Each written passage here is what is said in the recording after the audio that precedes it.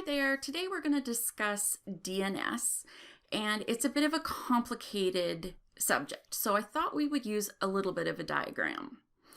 And we're going to cover what it is, what a registrar is, and the difference between your DNS server and your DNS zone.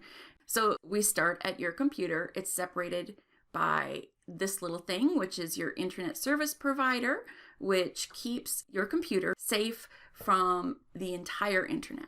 This represents all of the servers on the internet, and this is where you rent a little space from someone, and they give you an address. That address is in the form of a number. We call it an IP address, and it is 123.123.1.1, for example. And that address you're going to need to remember for later on, because you go to your registrar and in a separate transaction, you purchase a domain name, and you pretty much lease this name because you want to reserve it so no one else in any language, anywhere else in the world will use your domain name, right? So whenever someone looks for your name, it is connected to a name server.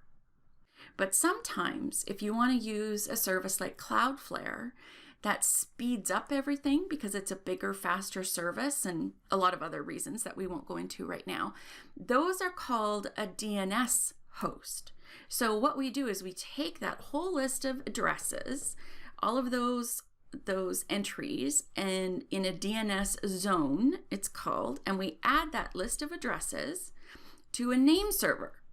And then all we do is go back to the registrar and we say, hey, we're going to put all of our addresses over here at this group of servers on Cloudflare. So the registrar now doesn't have a record of your email. It doesn't have a record of your hosting. It doesn't have anything except to point whenever anybody looks for your domain, go look at this name server, in this case, Cloudflare. Then they go to Cloudflare, and it has all of your addresses, all of your emails, all of the spaces that you've rented online, which is hosting, another word for hosting. So that's a little summary of how they all fit together. So to recap, you have your internet service provider, you have the internet, which we've simplified into a group of little computers, and we have a registrar, which is separate, and we have a name server, and these carry the DNS zone records, and the hosting is part of the internet in this example. This is Kathy Tibbles. If you have any questions, feel free to reach out at wpbarista.com.